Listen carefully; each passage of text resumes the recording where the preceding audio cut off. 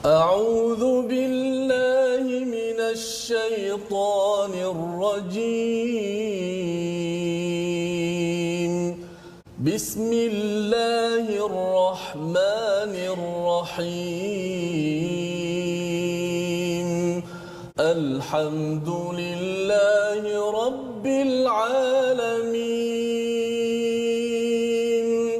الرحمن الرحيم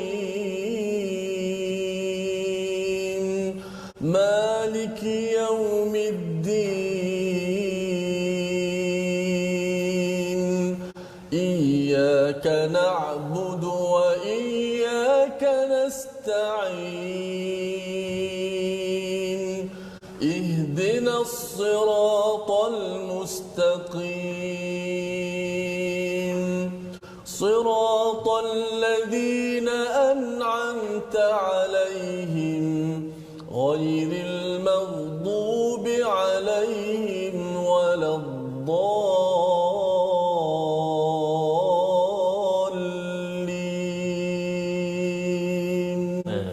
آمين. Dan insya-Allah pada hari ini kita akan melihat kepada istilah, ya, semalam kita pun sudah melihat kepada istilahnya ya'lamun, ya'lamun pada ayat 89 semalam kalau tuan-tuan masih ingat lagi, iaitu ilmu dalam perhatian Al-Quran bukanlah ilmu sekadar ilmu, tetapi ilmu yang mendekatkan diri pada Allah Subhanahu Wa Taala. Kerana apa? Kerana Firaun sebenarnya bukannya tidak berilmu. Ya, tetapi apabila ilmunya itu tidak membawa dia melihat jauh ke hadapan ke akhirat, melihat kebesaran Allah Subhanahu Wa Taala, dia lihat dirinya yang besar, itu digelar sebagai la ya'lamun. La ilaha illa anta subhanak inni kuntu minadh zalimin. Itulah antara ungkapan doa Nabi Allah Yunus alaihi salam yang mengakui kesilapan dan dosa tadi itu. Kerana kita dalam agama ini kita diajar untuk sentiasa memohon ampun kepada Allah Subhanahu Wa Taala. Kerana kita banyak dosa, kita banyak mengakui kesalahan kita, dan sebaik-baiknya kita mengakui kesalahan dan kita memohon ampun kepada Allah Subhanahu Wa Taala. Mudah-mudahan kita diampunkan. Dengan doa kita, subhanakala ilma lana illa ma 'allamtana innaka antal alimul hakim. Maha sucimu ya Allah, tidak ada ilmu kecuali yang Engkau ajarkan kepada kami, sesungguhnya Engkau yang Maha mengetahui, yang Maha bijaksana. Rabbi zidni ilma, ya Tuhan kami, tambahkanlah ilmu untuk kami. Allahu akbar, Allahu akbar. Kita perhatikan sinopsis ringkasan halaman 220. Daripada ayat yang ke-98 hingga 100 kita akan melihat kisah Nabi Yunus bersama kaumnya, bagaimana Allah menekankan tentang dakwah, bagaimana kesan iman dalam kehidupan. Pada ayat 101 hingga 103, kewajipan merenung dan berfikir serta peringatan jika melalaikannya. Ini Allah ingatkan agar kita dapat melihat alam, kaitkan dengan tauhid, agar kita yakin hari akhirat itu adalah benar-benar wujud dan perlu dibuat persediaan. Ayat 104 hingga ayat 106 kita akan melihat ikhlas beribadah kerana Allah Subhanahu Wa Taala, itulah seruan kepada seluruh manusia. Seluruh manusia, bukan sekadar orang beriman semata-mata. Kerana apa? Kerana itulah cara untuk kita mendapat rahmat, dielakkan daripada azab daripada Allah Subhanahu Wa Taala. Allahumma arhamna bil Quran. A'udzubillahi minasyaitonir rajim. فلولا كانت قرية آمنت فنفعها إيمانها إلا قوم يونس لما آمنوا كشفنا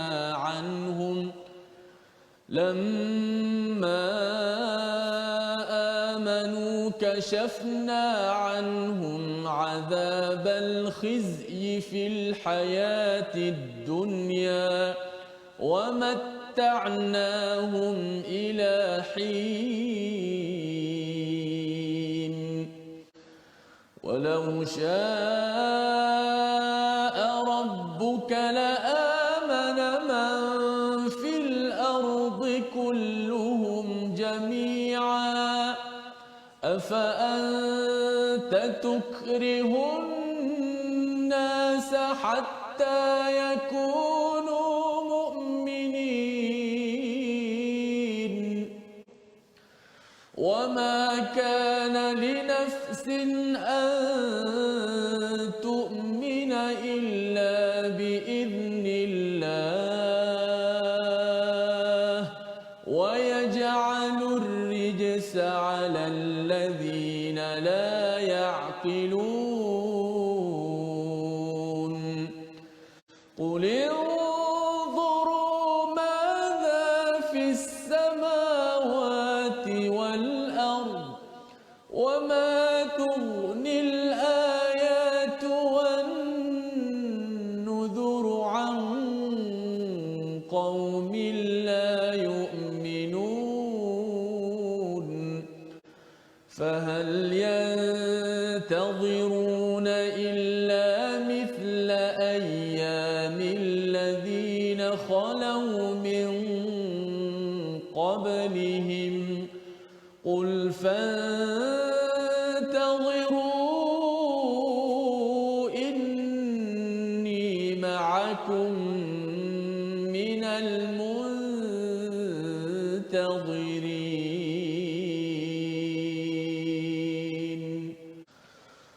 ثم ننجي رسلنا والذين آمنوا كذلك حقا علينا ننجي المؤمنين قل يا أيها الناس إن كنتم في شك من ديني فلا أعبد الذين تعبدون من دون الله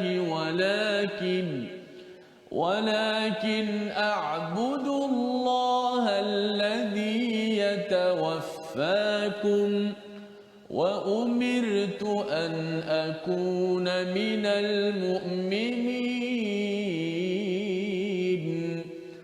وأن أقم وجهك للدين حنيفا ولا تكونن من المشركين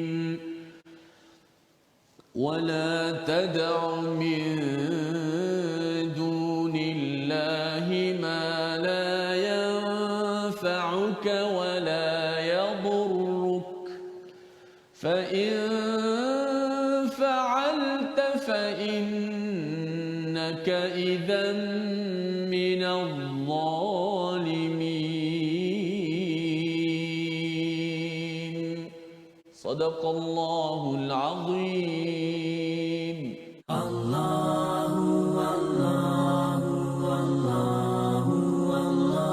Bawa kepada resolusi kita pada hari ini. Yang pertama pada halaman 220, kuatkan keimanan agar azab diangkat oleh Allah Subhanahu Wa Taala. Yang kedua, jelaskan dan bukan paksa orang untuk beriman. Jelaskan hujah-hujah yang jelas dan kita serah pada Allah. Yang ketiga, makin ingin menjauhkan azab, makin iman dibina dan dilaksanakan. Dan bagaimana ia dibina? Dengan kita mengajak seramai mungkin orang kepada ketulusan pada Allah Subhanahu Wa Taala. Allah, la ilaha illallah. Membawa kepada perkataan pilihan kita pada hari ini, iaitu perkataan kasyafa.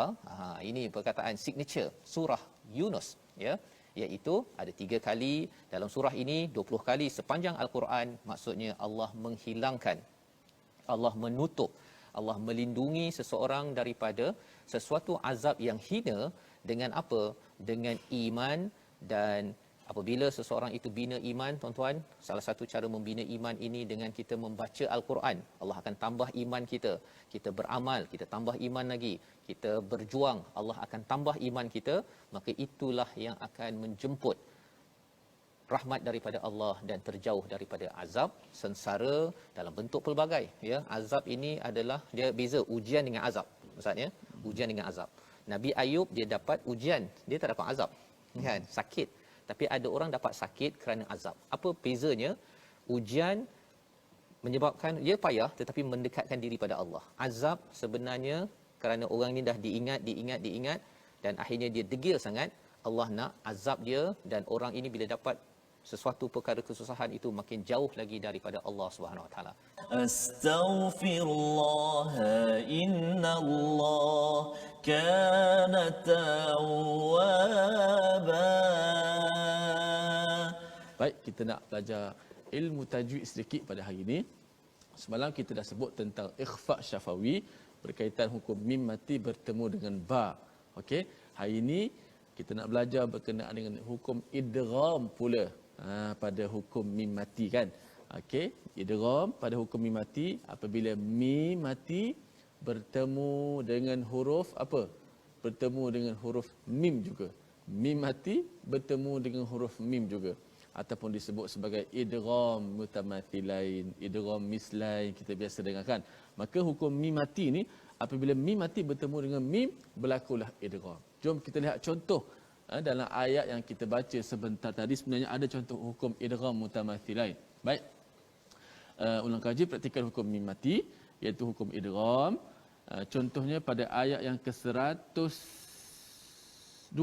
Kita ada baca sebentar tadi pada ayat ke-102 hujung itu. Qul fantaziru inni ma'akum minal muntazirin. Inni ma'akum minal muntazirin. Cuba lihat yang di tanda merah tu, color merah tu, mim mati bertemu dengan huruf mim. Maka caranya kita baca dengan idgham. Masa kita belajar bab nun mati dan tanwin, kita dah bahaskan apa maksud idgham. Idgham ni memasukkan sesuatu ke dalam sesuatu. Memasukkan apa? Sesuatu itu huruf yang mati. Di sini huruf yang mati apa dia? Mim.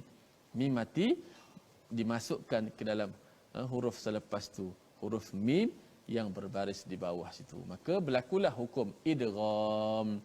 Maka mim tu dimasukkan dalam mim, berlakulah hukum idgham, yang mana kita kena baca secara idgham dengan memanjangkan kadar gunnah tersebut. Inni ma'akum minal muntazirin. Inni ma'akum minal muntazirin. Contoh kedua, in kuntum muqinin.